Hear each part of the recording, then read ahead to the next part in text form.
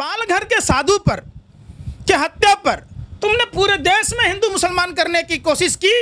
आज इंस्पेक्टर सुबोध की मौत फिर से याद आई।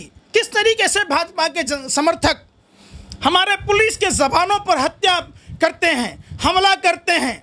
ये एक संगीन मामला है, इन पर आतंकवादी का केस दर्ज होना चाहिए। स्वर्गीय इंदिरा गांधी जी ने अपने शरीर के खून का एक एक कतरा अपने देश के लिए कुर्बान करने की बात करते थे। ये तो कहते हैं मेरा क्या है, मैं तो झोला उठाऊंगा, फक्कर फकीर हूँ, चला जाऊंगा। कभी कहते हैं गोमती बुला रही है तो माँ गंगा बुला रही है तो माँ नर्मदा बुला रही है। जैसे सचिन तेंदुलकर का सपना शोएब अख्तर को आता था, वैसे ही भाजपा के तमाम नेताओं को प्रियंका गांधी, सोनिया गांधी, राहुल गांधी का सपना आता है। रात में भी इतने डरे सहमे रहते हैं। कौन कहता है फौग चल रहा है? भाजपा वालों में प्रियंका गांधी का खौफ चल रहा है। तो आज योगी आदित्यनाथ जी को बताना होगा कि आपके संरक्षण में विकास दुबे ने 8 पुलिसकर्मियों की जान ली, 7 घायल हैं और पुलिसकर्मियों के हथियार लूट लिए। ये आप अपना दोगलापन कब छोड़ेंगे? ढोंगी मुख्यमंत्री जी, आपने राम राज की बात की थी, आपने तो रावण राज।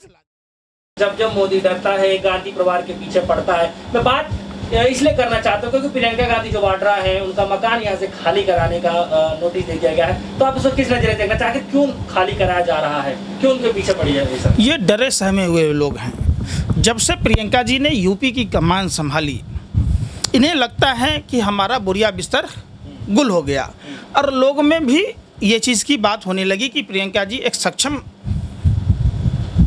हैं जो देश को चला सकते हैं। नरेंद्र मोदी जी असक्षम लोग हैं। जिस तरीके से आपने देखा उत्तर प्रदेश में जो विकास दुबे सरेआम सत्ता के संरक्षण में, इनका अमित शाह के साथ फोटो होता है, इनका ढोंगी मुख्यमंत्री के साथ में होता है और इनका जेपी नड्डा जी के साथ में फोटो होता है, केशव प्रसाद मौर्य के साथ में होता है। अब देखिए कि यूपी में सरेआम जिस तरीके से पुलिस पर AK-47 से फायरिंग की गई, हम पत्थर फेंकने वालों को आतंकी कहते हैं, AK-47 से फायरिंग करने वालों को फरार। ये कौन सा दोहरा चरित्र है? बताना होगा। कहते थे योगी आदित्यनाथ, इस तरीके के लोग हैं जो अपराधी प्रवृत्ति के लोग हैं, वो या तो यूपी छोड़ के चले गए, या तो भूमिगत हो गए, या तो मारे गए।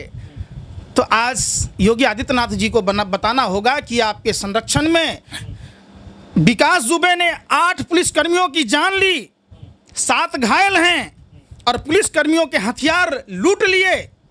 ये आप अपना दोगलापन कब छोड़ेंगे? ढोंगी मुख्यमंत्री जी, आपने राम राज की बात की थी, आपने तो रावण राज ला दिया।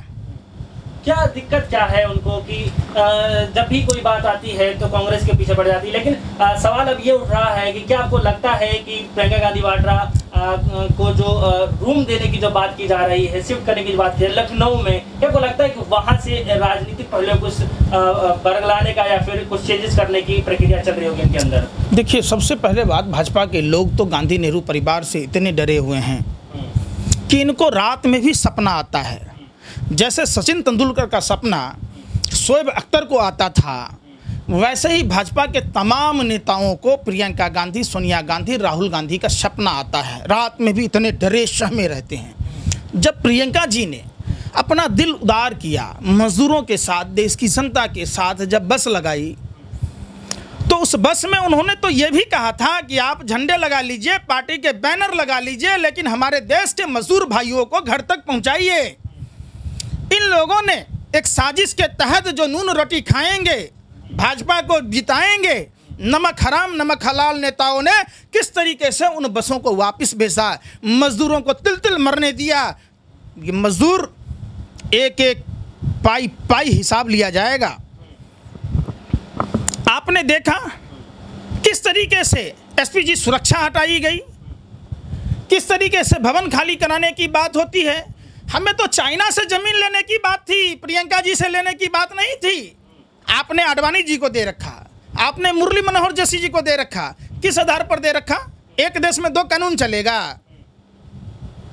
एक ही देश में कैसे 2 कानून चलेगा? ये देश के सामने बताना होगा। क्या कहेंगे आप? जिस तरीके से हम देख सकते हैं कि लगातार उत्तर प्रदेश में ऐसी घटनाएं सामने आती हैं। जब कोरोना जैसी महामारी भी चल रही थी तो डॉक्टरों के ऊपर हमले किए जा रहे थे। जब हमने देखा कि जब CA/NRC चल रहा था तो उसके विरोध में काफ़ी लोगों पे जो आम नागरिक उनको ऊपर भी पत्थर बरसाए गए, उनको भी तोड़ा फोड़ा गया। जब हम बात करना चाहते हैं शिक्षक अपनी उम्मीद लेकर के धरना प्रदर्शन कर रहे थे, उनको भी जेल में डाला गया। आखिर योगी की सरकार में इतनी सारी उम्मीदें जताई जा रही है लेकिन लगातार देखा ये जा रहा है कि फेल पे फेल होती जा रही है। आप योगी क्यों कहते हैं? इस पर मर्डर केस के आरोप हैं, इस पर कई तरह के केस हैं। ये आरोपी ढोंगी हैं।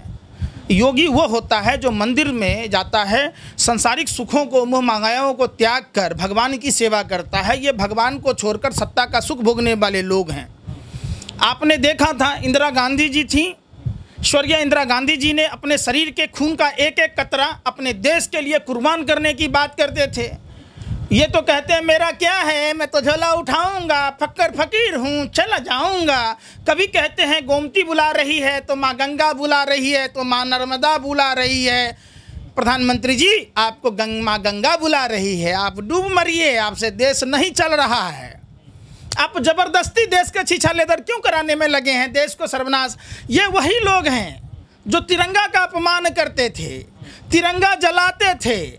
ये लोग देशद्रोही लोग हैं। जो लोग हमारे देश के राष्ट्रीय ध्वज का सम्मान नहीं करता, जो बाबा साहब अम्बेडकर के संविधान को नहीं मानता, वो लोग देशद्रोही हैं। एक बात नहीं आता, गोबर पात्रा 27 लाख रुपया हराम का खाता है ONGC में डायरेक्टर बन के।